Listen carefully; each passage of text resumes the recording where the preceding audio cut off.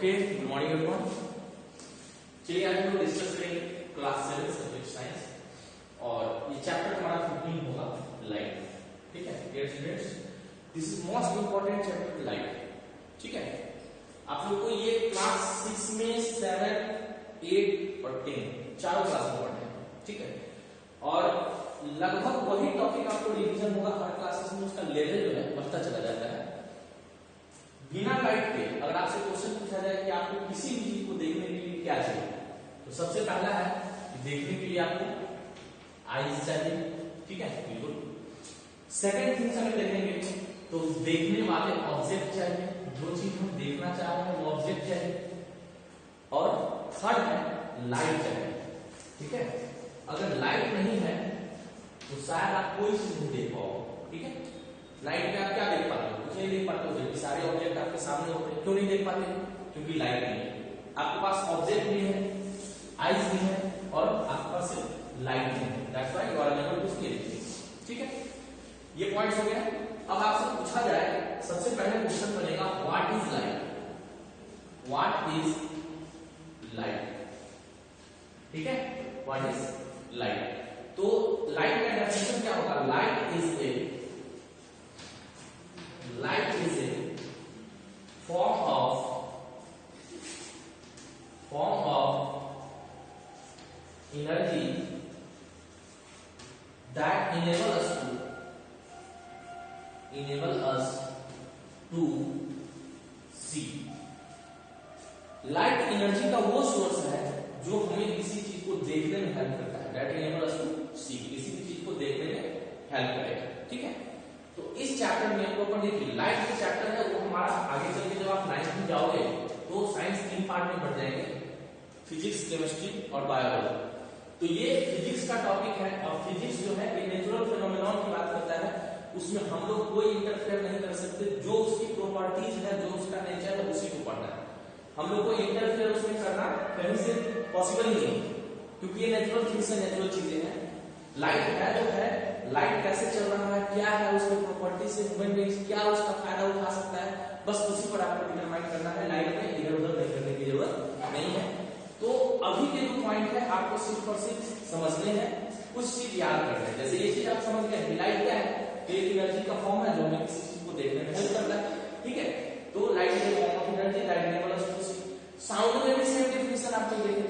Sound is a form of energy that enable us to hear. ठीक है, वहां पे अगला पॉइंट डेफिनेशन के बाद. ठीक है, अब आप देखिए properties of light.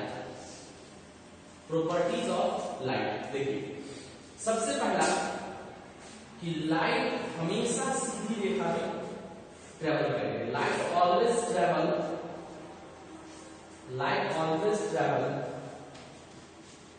In a straight path. ठीक है, straight path.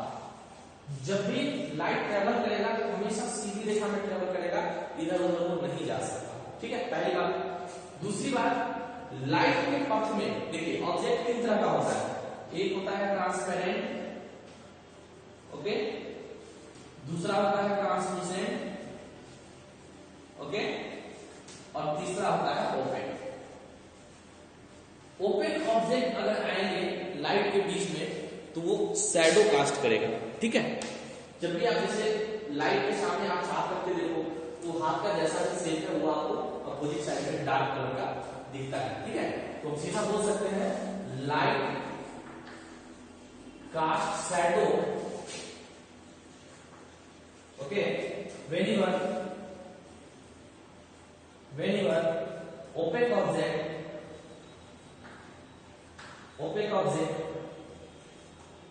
comes between pathway of the light.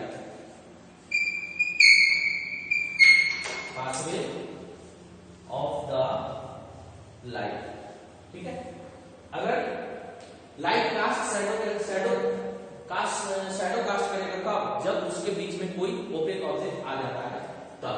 ठीक है, ये क्या होता है? It is dual nature.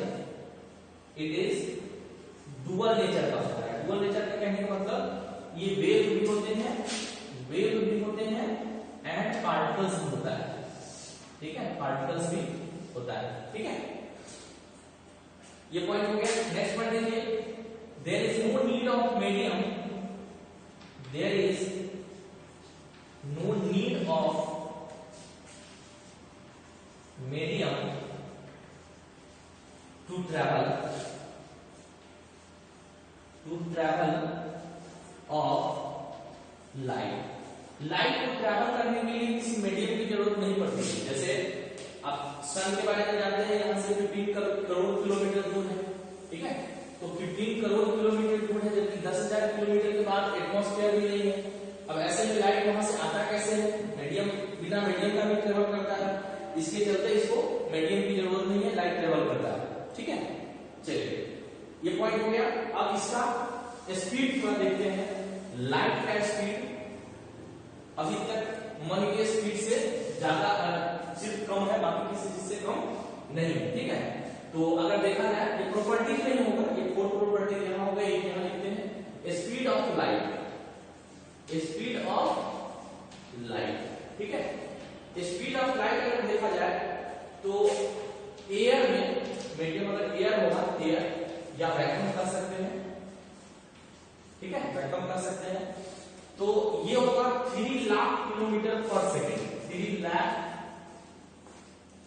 Kilometre पर सेकेंड, यानी एक सेकेंड में 3 लाख किलोमीटर का डिस्टेंस से ट्रेवल करेगा।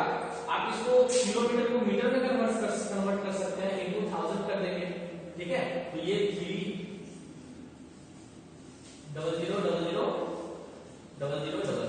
ठीक है। ये 3 लाख अगर ये मीटर में ले जाएंगे, ये किलोमीटर में रहेगा, ठीक है। अगर इसको मीटर में कन्वर्ट करना चाहें तो ये मीटर में रहेगा। इसको एक और स्टैंडर्ड फॉर्म में आप लिख सकते हैं, 3 into 10 to the power 1 2 3 4 5, यानी 10 to the power 5 लिख सकते हैं किलोमीटर में, ठीक है। और इसको लिख सकते हैं 3 into 10 to the power 8 metre पर सेकंड में, 1 किलोमीटर पर सेकंड में, ठीक है। कितना याद रहेगा आपको?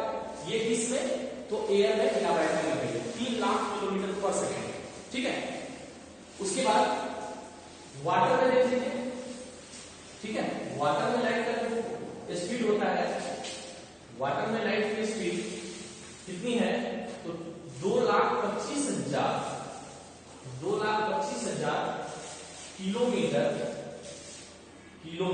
ठीक है, पर सेकेंड। इसको अगर आप स्टैंडर्ड फॉर्म में लिखना चाहेंगे तो 2.25 into 10 to the power 5 kilometre पर सेकेंड, ठीक है। और अगर मीटर में कन्वर्ट करना चाहें तो 2,25,000 into 3 0 और बढ़ जाएंगे, यानी कि 2.25 into 10 to the power 8 metre पर सेकेंड, ठीक है। अब देखिए स्पीड वाटर का हो गया, जरा ग्लास में देख लीजिए, ग्लास का भी स्पीड देख लीजिए। 3 मीडियम आपके बुक्स में डिस्कस है नहीं, तो तीनों मीडियम को देखना है। ग्लास में इसका स्पीड देख लीजिए, कांच में, ग्लास में, तो 2 लाख किलोमीटर पर सेकेंड, ठीक है, 2 लाख किलोमीटर पर सेकेंड, ठीक है, पर सेकेंड। इसको अगर स्टैंडर्ड मीटर में बदलना चाहे, स्टैंडर्ड फॉर्म में लिखना चाहेंगे तो 2 into 10 to the power 5 kilometre पर सेकेंड, और इसको मीटर में बदलना चाहे तो 2 into, ये 000 और बढ़ जाएगा, यानी 2 into 10 to the power 8 metre पर सेकेंड, ठीक है। ये लाइट का स्पीड है, 1 सेकंड में कितने डिस्टेंस ट्रेवल करेगा। आप समझ लीजिए, जैसे 1 सेकंड में लाइट कितने डिस्टेंस पे जाती है, आपको 1 मिनट का निकालना हो 60 से मल्टीप्लाई कर दीजिए, 1 आवर का निकालना हो आप फिर से 60 से मल्टीप्लाई कर दीजिए, 1 दिन का निकालना हो 24 से मल्टीप्लाई कर दीजिए, अगर आपको 1 साल का निकालना हो तो 365 से मल्टीप्लाई कर दीजिए। ये जो वैल्यू निकल के आएगा, जो वैल्यू निकल के आएगा, इसको कहते हैं 1 लाइट ईयर, ठीक है। 1 साल में लाइट कितना ट्रेवल करेगा उसको हम लोग कहते हैं 1 लाइट ईयर। ध्यान रखिएगा, आगे क्वेश्चन आपको मिलेगा, ठीक है। ये पॉइंट हो गए। प्रॉपर्टी ऑफ लाइट की इकाई रखिए, वैसे तो बहुत सारे प्रॉपर्टी थे, लेकिन इससे ज्यादा आपको 7th क्लास में देखने की जरूरत नहीं है, फिर 10th में पढ़िएगा, ठीक है। बेटा जो इसको नोट कर लीजिए, ठीक है। अब देखो लाइट में एक सबसे बड़ा देखे होंगे कि कई लोग शीशा ले लेते हैं, सनलाइट के सामने बैठ के दूसरे का आंख चमकाते हैं, ठीक है। वो क्या होता है, जैसे मान लीजिए कि ये ग्लास है, ठीक है, ग्लास शीशा है, आप यहां से सनलाइट है, ठीक है, सनलाइट है, अब यहां से लाइट आ रहा है, लाइट यहां से आया और यहां आ गया, किसी दूसरे के बॉडी में चमका रहे हैं। तो सबसे पहले ग्लास के बारे में थोड़ा सा समझ लेते, ग्लास के बारे में समझना है, अभी नहीं, पहले हम लोग रिफ्लेक्शन को समझ लेते हैं। तो ये लाइट का जो ट्रांसफर हुआ टकरा करके, इसको हम लोग कहते हैं रिफ्लेक्शन ऑफ लाइट, ठीक है, reflection of light. Reflection of light में एक चीज आपको समझ लीजिए कि ये जो इसमें दो लाइन आप देख रहे हैं, एक आने वाला और दूसरा जाने वाला, ठीक है। तो आने वाले लाइट को हम कहेंगे इंसिडेंट रेज, क्या कहेंगे, इंसिडेंट रेज, ओके, और जाने वाले लाइट को हम कहेंगे रिफ्लेक्टेड रेज, रिफ्लेक्टेड रेज, ठीक है। इसका भी कुछ नाम दे सकते हैं, एम डैश, ठीक है। और इसके बीचों बीच एक इस तरह का लाइन खींचा हुआ है जिसको हम लोग कहते हैं नॉर्मल, ठीक है, क्या कहेंगे, नॉर्मल, ठीक है। नेक्स्ट टाइम जब भी हम लोग इंसिडेंट रेज का चर्चा करेंगे तो इसको सिर्फ हम आई बोलेंगे, और रिफ्लेक्टेड रेज की चर्चा करेंगे तो सिर्फ हम इसको आर बोलेंगे, और नॉर्मल की चर्चा करेंगे तो सिर्फ इसको हम एन बोलेंगे, ठीक है। अब यहाँ पे रिफ्लेक्शन का कुछ लॉ निकल के आता है, ठीक है, उसको हम लोग कहते हैं laws of reflection, laws of reflection. अभी दो पॉइंट पहले तो लाइट को समझें, फिर उसकी प्रॉपर्टीज को समझें, फिर हम लोग लॉ ऑफ रिफ्लेक्शन की तरफ चल रहे हैं। तो लॉज ऑफ रिफ्लेक्शन क्या हम लोग को देखना है, देखिए गौर से, दो रिफ्लेक्शन के लॉज हैं। पहला है angle of incident raise and angle of reflected raise हमेशा इक्वल होगा, हमेशा, जितना ये एंगल है उतना ही ये भी एंगल होगा। तो हम लिखेंगे angle of incident raise and angle of reflected raise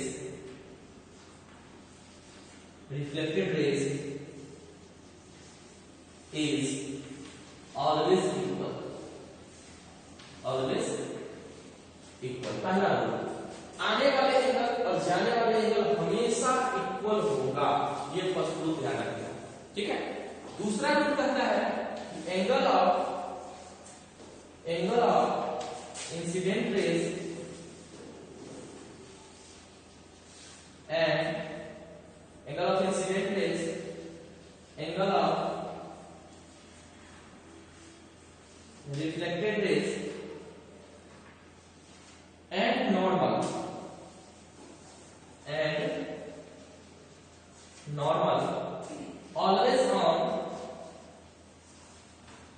always on same point।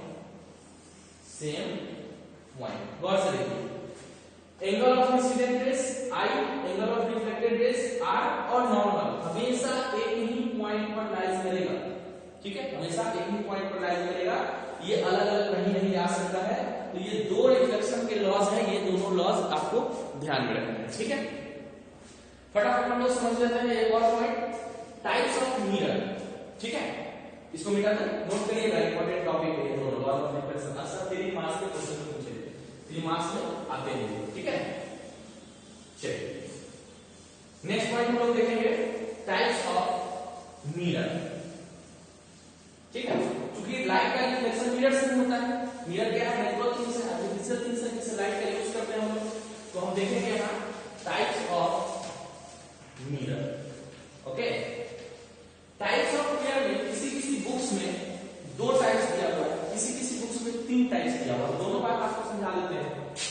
जैसे 2 टाइप्स अगर दिया होगा तो क्या दिया होगा, एक तरफ होगा प्लेन मिरर, ठीक है, प्लेन मिरर, और दूसरे तरफ होगा स्फेरिकल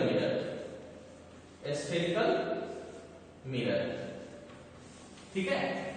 और अगर 3 टाइप्स दिया होगा तो क्या होगा, एक तरफ प्लेन मिरर होगा और इसी को 2 पार्ट में बांट देते हैं, इसी को 2 पार्ट में कर दिए स्फेरिकल मिरर को, उसको एक को बोलते हैं कनकेव मिरर, और दूसरे को बोलेंगे कन्वेक्स मिरर, कन्वेक्स मिरर, ठीक है। अब प्लेन मिरर देखिए, प्लेन मिरर होता कैसा है, जैसे आप लोग देखे होंगे जो घर में मिरर है वो एकदम प्लेन होता है, प्लेन सरफेस, उसके पीछे एक सिल्वर पॉलिश किया हुआ, सिल्वर पॉलिश होते हैं और उसी में हम फेस देखते हैं। सिल्वर पॉलिश के पीछे एक पिंक कलर का या ग्रीन कलर का कवर किया जाता है ताकि सिल्वर कलर उड़ ना सके। तो प्लेन मिरर इस तरीके से बनते हैं।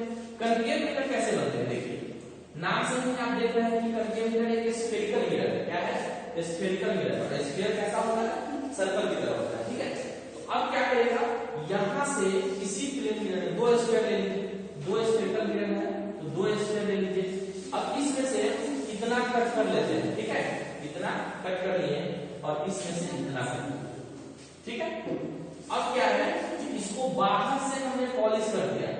जब बाहर से हमने पॉलिश कर दिया तो इसका जो इमेज फॉर्मेशन होगा वो लेफ्ट साइड से होगा, इसी को हम कहेंगे कनकेव मिरर, ठीक है। लेकिन अगर इसको अंदर से पॉलिश कर देंगे तो इमेज का जो फॉर्मेशन होगा वो बाहर की ओर से होगा और इसको हम कहेंगे कन्वेक्स मिरर। ध्यान रखिएगा, केव, केव को इंग्लिश हिंदी में क्या कहते हैं, गुफा, ठीक है। और केव जिधर से इमेज बनेगा वो कनकेव मिरर कहलाएगा और ये अपोजिट साइड से ये वैक्सिस टाइप का जो है इमेज बनेगा तो इसको हम लोग कन्वेक्स मिरर कहते हैं। तो इतने पॉइंट आपके लिए पहला क्लास में काफी है, इतना चीज को कवर करिए। फिर नेक्स्ट वीडियो में हम लोग इमेज कैसे फॉर्मेशन होता है, उसके क्या प्रॉपर्टीज होते हैं, शैडो कैसे बनता है, इन सब टॉपिक पर डिस्कस करेंगे। ओके, आज के लिए इतना ही, थैंक यू।